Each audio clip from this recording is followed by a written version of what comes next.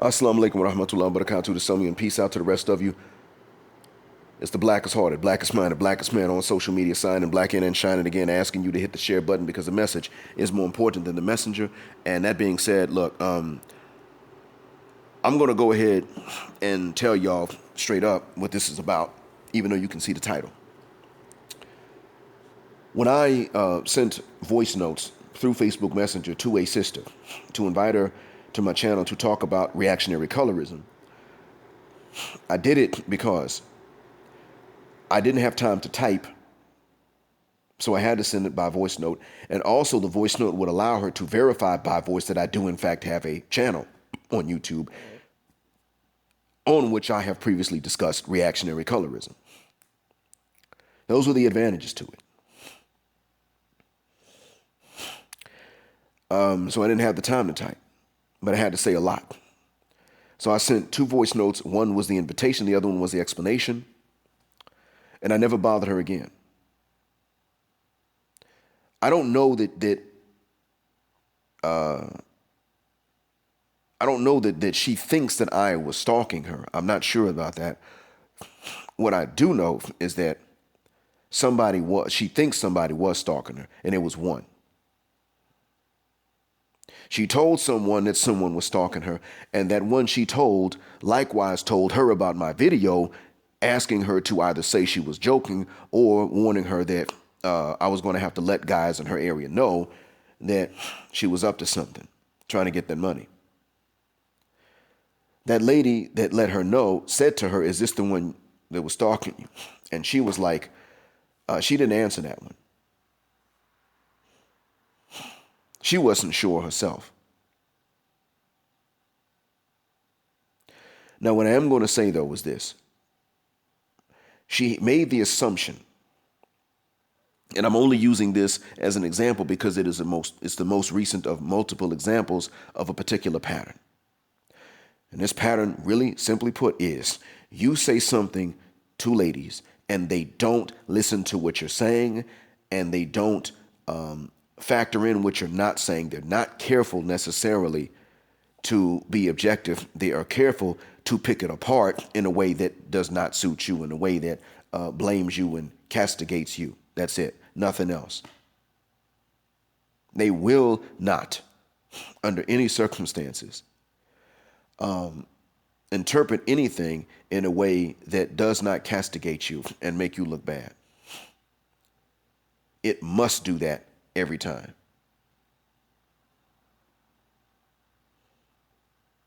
That's part of why it is that, frankly, in my situation, I would say to you, you are free to engage with them if you want to. I myself don't address sisters aggregately and collectively on this channel because of their inability to communicate. That's it. I've dealt with this in other situations before. A lady attorney for whom I worked in Atlanta, and is a friend of mine, and a good attorney at that. She not only stressed me out, she stressed out another employee, and this non-communication or this jacked up communication, which she knew not to bring into the courtroom. Actually, her response to communication, which was always that of opposing counsel, is what drove her husband away. Her husband was a closer friend to me than she was. She drove him off. Assuming that he was trying to better himself at her expense, she didn't realize that he was trying to get himself into a higher income bracket so that she could go back to working part-time, then she could retire early. That's what he was trying to do. And that was the end of that. She assumed the worst, stopped talking to him altogether, quit sleeping with him, and then eventually filed for divorce. And then the day that the judge granted them the final divorce decree and everything was split between them, she then came to him in tears saying, "Can we talk?" and told him what had gone through her mind. And he finally had a chance to tell her what actually had gone through his mind and let her know, you lost a man that loves you because you didn't talk and you didn't learn. You are an arguing attorney even outside of the courtroom. That's not going to work in a marriage. You messed that up. I was trying to get it so you didn't have to work as hard, and then eventually not at all, and you screwed it up. You're now going to be working for the rest of your life. Good luck with that. Now, they remained friends. She remarried. He pretty much said, I'm glad she remarried, and I'm not going to. I'm not doing that. Now that she has remarried, I don't have to worry about her coming after me if I did marry, but you know what? I'm not doing that. And I said to him, well, look, I mean, you did marry a divorce attorney, or you married a family law attorney. So it could have gone like that anyway, but you know, man, it's probably not going to be that way the next time. But you know, you actually don't marry within the West. Now he's red-pilled.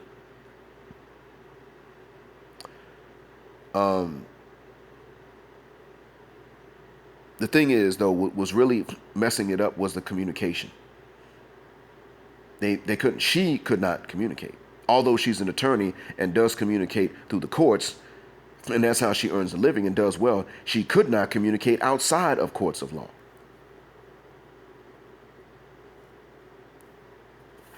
She was driving people away. Next thing. See, she's not a mean-spirited woman. The problem is that she's mistrained. That's what messed me up. You see somebody who really doesn't mean any harm, but is mistrained, miseducated, misguided, and turns around and does this and runs her husband off. Now, before my friend, her ex was a baggage handler at the airport while she was an attorney. Make that make sense. So I realized that part of it was just simply that she was not that much attracted to my friend, and that had to do again with how she was trained. Because you see, the baggage handler at the airport would not have stayed with her if she didn't let him hit that early. She didn't let my friend hit that early. Now, granted, they ain't Muslim, so that's why I'm saying that. I'm not for fornication. I'm simply saying that whatever rules a woman has, when they have rules for you that they don't have for someone else, you need to be insulted. I knew that even back then, and I didn't know anything about red pill and space. You asked me about the red pill, I would have said, oh, The Matrix, yeah, that movie. Because this is back in 2004 and 2005. Now, I'm gonna say this too, though. That's not the only time. I've seen it even happen with my own mother sometimes. Well, I've had to tell my mom about miscommunicating stuff. Not lying, but just terrible communication skills sometimes.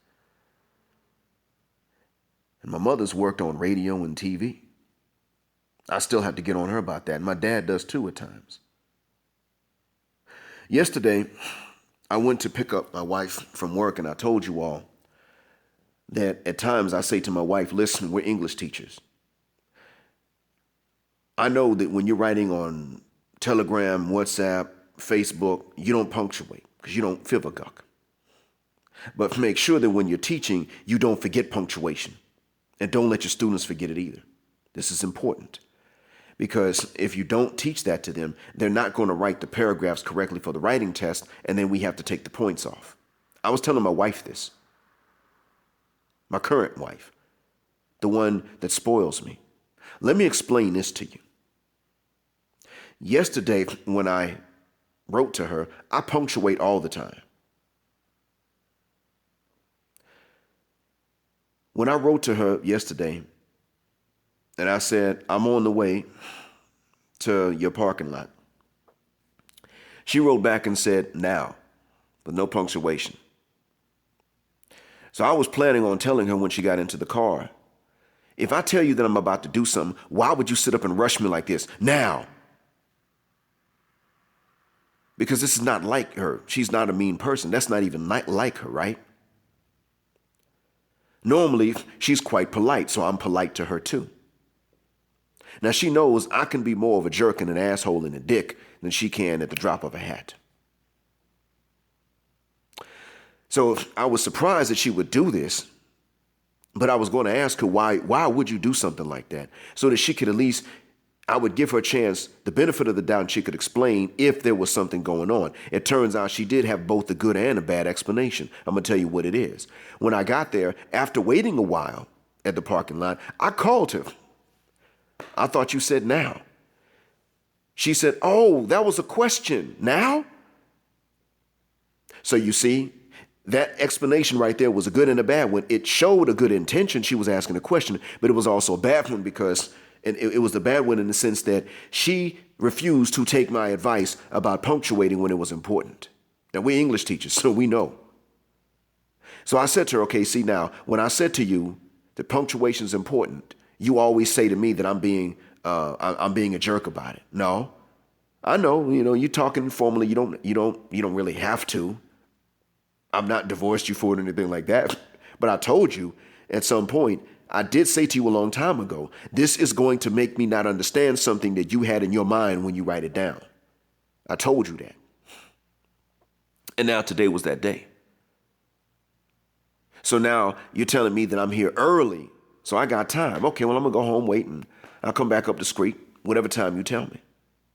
Tell me now, ahead of time, because I'm not going to come back and wait again. Now, what I'm saying is that it's communication. In actuality, at least educated men in general, but educated men are better communicators than ladies. A man and a woman at an equal educational level usually are not going to be equally good at communicating. It's going to be the man that's better. That's why I don't choose to address the collective of Western women on my channel, black or white. It's not that I hate them. But the bottom line is that when I start talking directly to them, like on Mr. Fantastic's panel, he had to mute her dumb ass because she was not going to let anyone finish saying anything at all, period. And I don't believe that if I talk to a lady that I should have to put a muzzle on her mouth. I believe that women that are intentionally hard to deal with in the name of being strong and independent need to spend their lives alone, and they really shouldn't be allowed to have sex, not hetero sex, to be honest with you. They're the same ones that'll loud cap you, interrupt you, and say, nah, you men will F anything. And if you go through their personal equipment, get a warrant to search their house, and you're going to find out what they've been screwing. Yeah, you'll find it. Cucumbers, specialized shower heads, vibrators. You'll find that stuff. And see, when women have these things, I don't excuse that the way I would excuse when men. I mean, a man could have a doll, and I would say, yeah, I don't recommend that, bro. But I'm not going to consider that a crime of a moral failure on his part.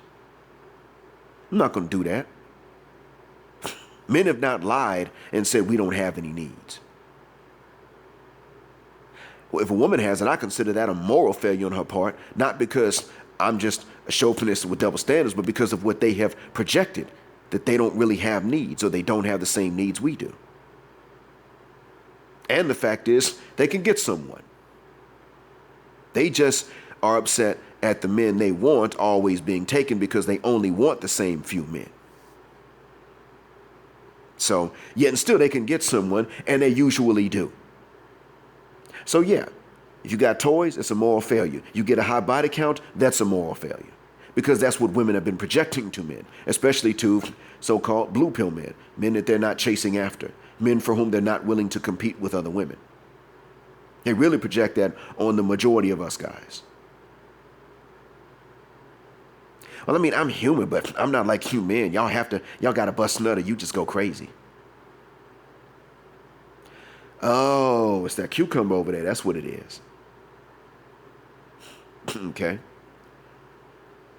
So, it's a way that they communicate. A lot of deception, a lot of silence about things they need to be saying openly, a lot of lying about things where they need to be telling the truth, and other than that, a lot of not completely hearing out what you say and cutting you off and putting words in your mouth. You can't communicate with them. And when they mean well, you can have problems communicating with them. So, gentlemen, I don't tell you not to communicate with them or to address them. I myself am willing to let ladies tell me their opinion. I asked a lady's opinion today on Selected J's Facebook page. Underneath one of his posts, she left a comment. She pretty much said that she did dislike Redman. I replied in a comment where anybody could see it, asking her opinion about something. I want to know, and you don't have to answer this, ma'am, but I have to ask because I have a channel talking about this, so I got to know what I'm talking about. Do you simply disprefer red men, or do you find them annoying and irritating? Is there something that you dislike about them? Which one is it? And I let other women tell me their opinions too. And even now, I don't mind women saying, okay, well, this is my opinion, or this is most women's opinion even. I'll allow them to do that if they're just disclosing it. And I'm not going to give their names if they don't want their names given out. Hell, I won't even ask. But when it comes to this debating and arguing, no, I'm not getting into that. I'm going to tell you men how to not even have to debate and argue unless you just want to. And how you can win some debates and arguments if you choose to get into them, or you couldn't avoid them. But I'm not going to invite them like that. I mean, y'all saw when I had a lady on to explain why it is that light-skinned men had no business in the manosphere, according to her. And she eventually did say that there was no special treatment. We were said to have gotten special treatment, but there was actually no special treatment for us. She did say that, this Iceberg Slim's high yellow mother was a prostitute and had to go through all this stuff. So there was really nothing special about her treatment. She eventually got around to that, but look how long it took her. So I'm not here to blast them per se and tell you I hate them. I'm just telling you that you're not going to get many men to sit up and address them directly in many cases because they're not going to communicate. And even when I had to tell, what was her name? No, the one that was on Mr. Fantastic's panel, she had to be muted. When I started talking at the end, just to give her some historical facts, for me to kick those facts, she had to be muted. Now, I know that she was probably trying to talk with herself being muted, but at the end of the day, there was no way I could have told her that stuff. And even then, guess what wound up happening? A man started interrupting me with some political opinions in the face of historical facts. If facts don't fiv-a-guck about your feelings, if facts don't fiv-a-guck about my feelings, as many of these conservatives say, then that means facts don't fiv-a-guck about their political feelings. And so, in all honesty, I'm not willing to sit up and try to communicate with men that are not going to take turns talking. I wouldn't have him on the panel if he thinks it's okay to just always cut you off because he disagrees. That's not manly. That's terrible communication, not having a different opinion. You can't help it. But you think it's okay to just cut everyone off because you disagree. Man, what's with this slavery stuff, man? Come on, take some accountability. Fuck, you want me to go and take accountability for what white folks did in Africa? You want me to take accountability for what they actually strong-armed tribes into doing to each other in Africa? Because, yeah, when they tell you the tribes did this to each other, they were strong-armed into doing it. People just don't want to tell you that. Home Team History covers that pretty well. Shout out to them. You're not required to try to explain things to people that are terrible communicators. Now, if I, as a teacher, don't explain things to a dumb Bedouin that thinks he knows everything and is interrupting me every time I start to tell him something to answer his own question with his dumb behind. And that's my job.